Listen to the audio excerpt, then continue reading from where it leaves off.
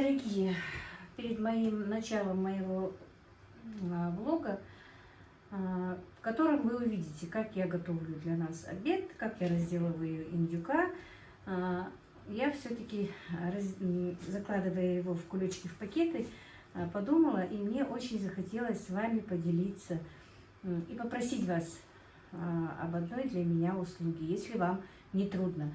Мои друзья, сегодня моей подруге, которая подругой стала мне, когда я только начала свою работу на ютубе. Мы практически вместе с ней начинали. И мы с ней очень подружились. И с ней, и нас было еще много девочек, которые участвовали в конкурсе. И мы как-то остались вместе дружить, иногда переписываемся и постоянно смотрим друг друга. И в любую трудную минуту Ира меня поддерживала и как-то что-то советовала, когда мне нужно, и сейчас советует, я к ней могу в любое время обратиться. И смотрим мы друг друга. Мне очень нравится канал Ирины. Действительно, не просто так, чтобы поддержать ее, я смотрю ее влоги или комментирую, чтобы как-то, потому что мы были вместе в WhatsApp и поддерживаем друг друга. Нет, мне просто действительно хочется смотреть ее ролики.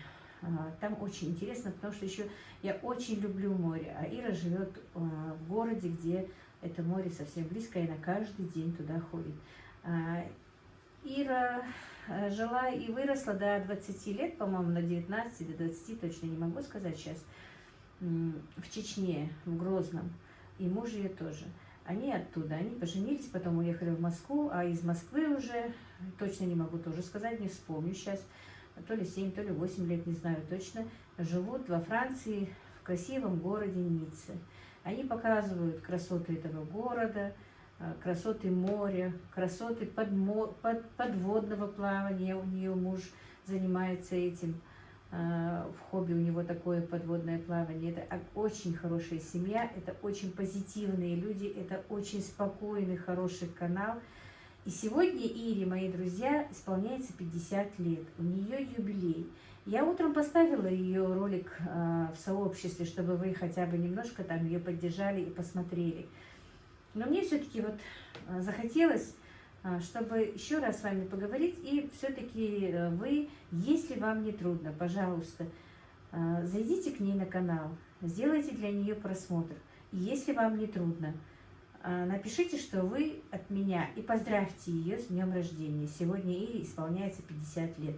Это человек очень чистой души, и вы не пожалеете. И я не навязываю вам, но если вам понравится, конечно, подпишитесь на ее канал.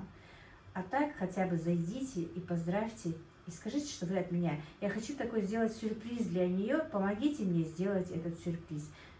Я вот так вот прошу вас, очень прошу вас. Мне так вот захотелось сделать для Иры сюрприз, потому что в действительности я ее от души люблю. Люблю как человека, люблю как блогера. Не знаю, но это вот состояние моей души. Я не знаю, есть ли у нее ко мне такие же чувства. Но я знаю, что она действительно и смотрит меня, и ей интересно. И я знаю, что, ну, в принципе, у нас обоюдные чувства друг к другу. Потому что мы и списываемся, и созваниваемся, и общаемся, и общались. И, надеюсь, будем общаться. Так что, друзья, открыв канал YouTube, я открыла очень много для себя подруг, подписчиков, вас, друзей. И мне все-таки намного легче жить на этом свете. Намного. Вы просто поверьте мне. Общение все-таки очень многого стоит. Ну вот, больше не буду вас задерживать. Еще раз попрошу вас все-таки, давайте сделаем для Иры такой небольшой сюрприз.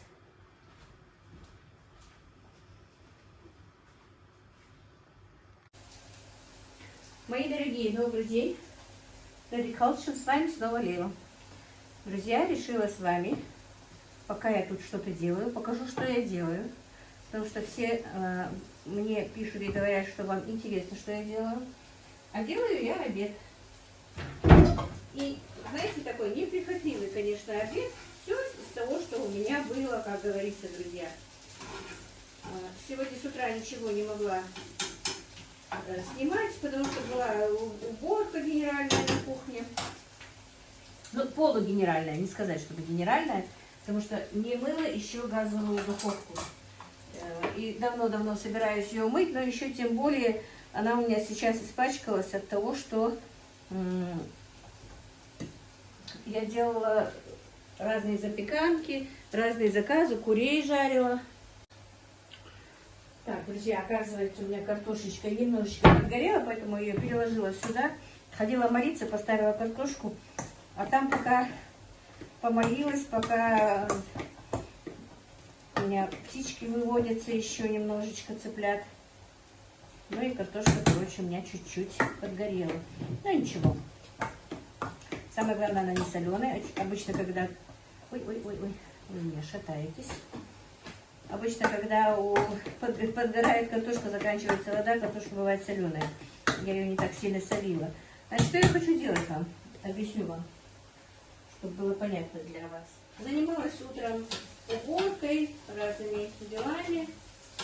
И не успела так нормально подготовиться, что-то приготовить к обеду. Утром делала лепешки, обычные наши ингушские лепешки, поэтому и снимать не стала, потому что каждый из нас, кавказцев, только и делает, что снимают лепешки. Уже, может быть, вам не интересно. Сегодня делала лепешки с картошкой. И вот еще что вам я хочу рассказать, мои хорошие. Жалко, нет молока. Если было бы молоко, было бы хорошо. Хотя молоко есть, но надо проверить, оно свертывается или нет. Давайте проверим заодно.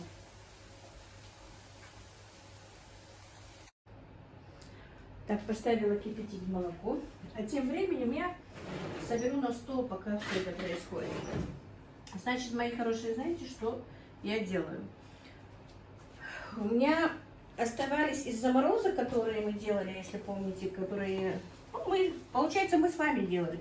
Потому что вы же наблюдали за мной и за моей дочерью. Которые делала моя дочь не запеканки и по-французски. Помните? Вот эти полуфабрикаты. У меня вот из этих полуфабрикатов, что она делала мне перед приездом моих гостей, остались только вот эти вот запеканки. Мы их не успели все-таки запечь, потому что ну, я делала разные другие блюда, и до них дело не дошло. И вот сегодня решила я их все-таки приготовить. Поставила в духовку, и они уже почти готовы. Пюре для них было сделано, но неудачное, конечно. Смотрите, какое-то темное, потому что картошечка чуть-чуть подгорела. Но она даже не подгорела, так красной стала. Я не знала, что так, и начала мешать, она поэтому такая.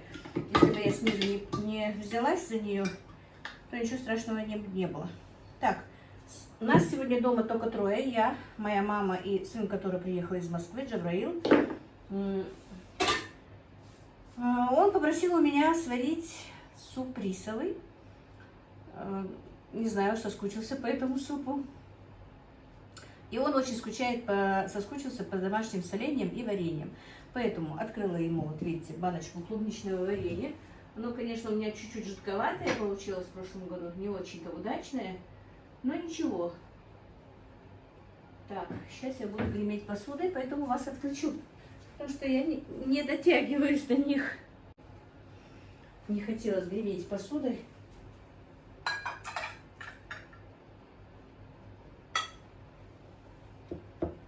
Так, видите, варенье получилось жидковатое, конечно. Но ничего, оно вкусное все равно, будет жидкое.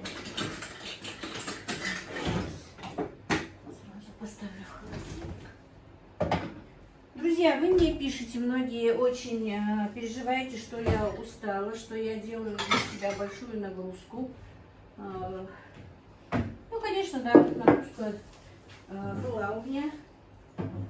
Ну, что поделать, это у меня жизнь такая, друзья. Не знаю, слышно ли меня или нет. Так, супчик почти готов. Рис я закинула, зажарку закинула. Запеканка тоже почти на подходе. Теперь поставила молоко, посмотреть, не сворачивается ли оно. Молоко, когда еще не готово, обычно сворачивается. Но сегодня вроде бы 6-й день. Нет, видите, молоко не свернулось. И я его могу смело добавить в пюре. Пюре бывает очень вкусное и пышное, когда в него добавляют горячее молоко. Я добавила сюда топленое масло И горячее молоко сейчас залила. Все, друзья, уже могу делать и сыр, и пропускать через сепаратор, сметанку делать. Ну, конечно, пока еще не так много молока будет оставаться, потому что теленок еще, теленок еще долго будет есть молоко. Ну вот, все, перепрыгиваю с одного на другое, как мне одна подписчица говорила. Значит, насчет того, как устала или не устала. Да, друзья, я очень устала в тот день, когда у меня было много заказов. Очень. Болела поясница, я не досыпала. Это было тяжело. Конечно, вот так вот я себя утруждать не собираюсь. Какие бы там мне деньги не платили. Конечно, здоровье мое мне дороже, чем эти деньги. Поэтому я и дочке сказала, что вот так, ну, в принципе, сказала нет. Если бы у меня еще не было гостей, все такое, я бы, конечно, так сильно не уставала. И поэтому, вы знаете, я умею и работать, и отдыхать. Так что, не знаю, эта подписчица у меня написала сегодня только первый раз. Я ее раньше не встречала у меня в комментариях. Я умею отдыхать, почему бы нет?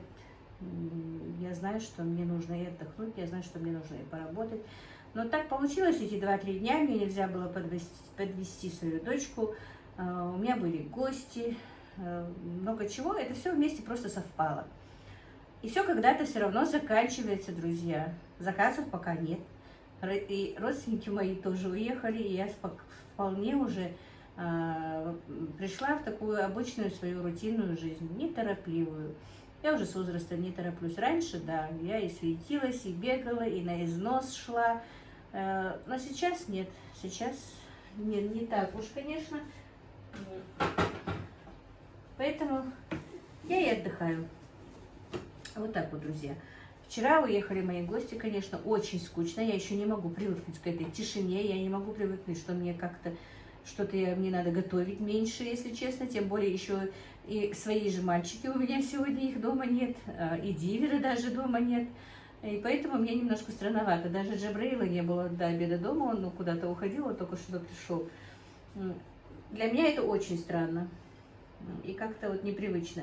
Вчера мои брат с семьей уехали где-то в 11 часов дня. У меня вчера тоже был заказ, ну небольшой заказик, не очень сложный. Мне надо было сделать 10 лепешек наших ингушских с творогом и котлеты на вынос, замороженные котлеты. Я их вчера сделала. Снимать вчера, друзья, не смогла, не успевала ничего, потому что надо было утром сделать эти лепешки. 10 часов, чтобы были готовы.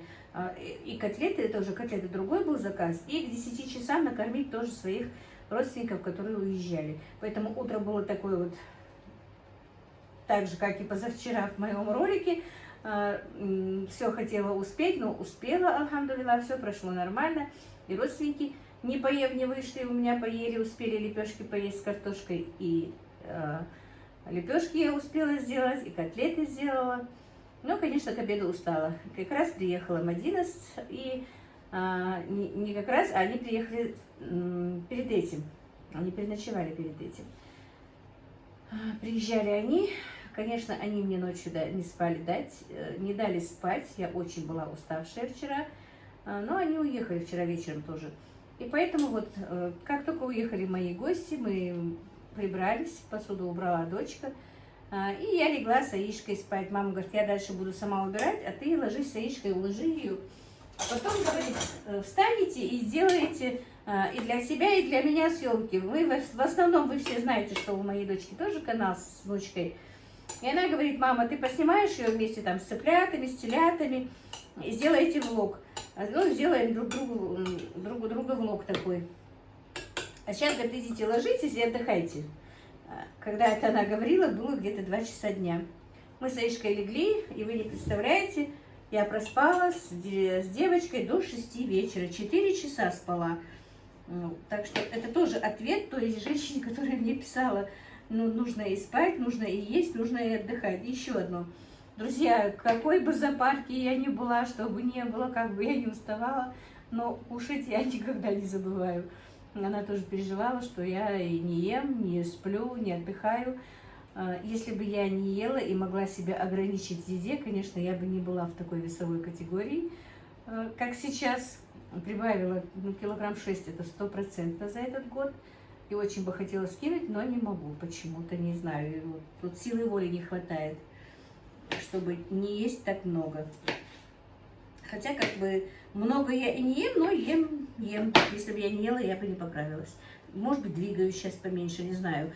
И это еще ответ к тем, кто писал, что я похудела за это время. Нет, друзья, я вообще не похудела. Просто, наверное, от усталости лицо осунулось, а так не похудела.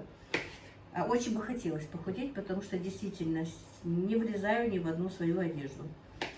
Вот так вот, друзья. Вот такие вот у меня дела. Что еще у меня происходило вчера? И потом, знаете, проснулась в 6, уже вот было поздновато, не стала ничего снимать. Занималась уже где-то в 9, по-моему, дочка уехала. Эти 3 часа занималась ребенком. Что-то он капризничал. Мадина поела черемшу у меня, и, видимо, у ребенка же болел животик, и он очень сильно капризничал. Вот, нянчилась с малышом. Малыш ничего, здоровенький, хорошенький, правда, маленький, конечно. Но ничего, лишь бы были косточки, мясо нарастет. А еще Мадина смеется: мама, ты его не видела? Ему уже почти месяц, 3 недели. Ты, говорит, его не видела при выписке, насколько он был худой. Так что, друзья, все хорошо, все нормально. И отдыхаем, и работаем. Но, если честно, в большинстве случаев я, конечно, меньше отдыхаю, чем работаю. Ну, что поделать, такая у меня жизнь. Или я ее такой сделала, скорее всего. Не умею я, если честно, много и отдыхать не умею. И сегодня тоже вот до обеда и здесь прибиралась, и убиралась, и отвечала на WhatsApp, соскучилась. И вчера отвечала многим своим и подписчикам, и блогерам, которым в течение этих 2 недель не уделяла никакого времени, друзья. Я не отвечала на WhatsApp, не отвечала, старалась на комментарии как-то еще отвечать. Вот так вот. И теперь всем ответила на комментарии, всем ответила на вопросы. Сегодня, и мне кажется, свою работу выполнила. Так, сейчас быстро накрою на стол, потому что уже 2 часа дня. Представляете, обед какой? У нас и завтрак был запоздалый. А потом мы с вами будем разделывать индейку, которую мне дали. Я еще ее не разделала. Она у меня лежит в холодильнике, я ее разделаю на части и положу в морозилку. Так, друзья, все, у меня уже обед готов. Сейчас накрою на стол и позову маму и сына. Так, супчик готов.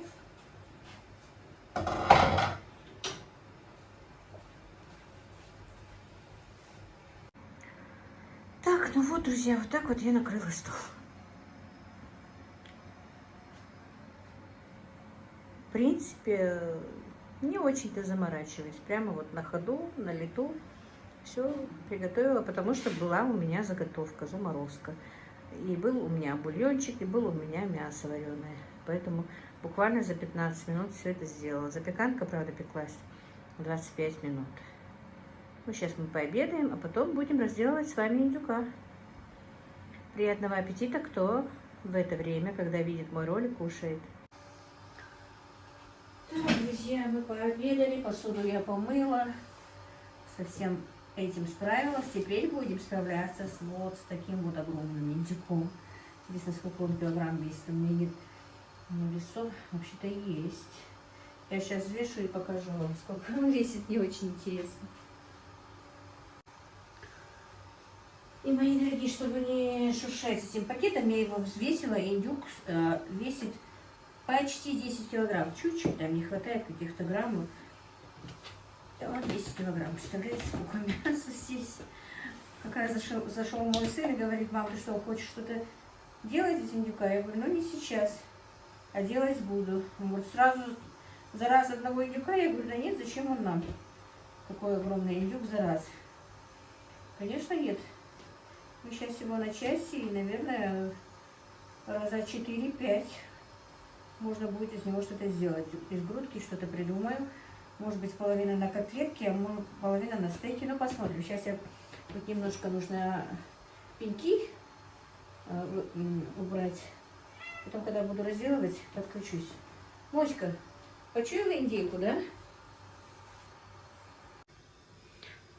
И вот осмолила я с индюка, мои друзья. Вы знаете, сейчас осмаливала его и убирала пенечки. И вспомнила, как я тоже выращивала вот таких вот бройлерных индюков в 1 год.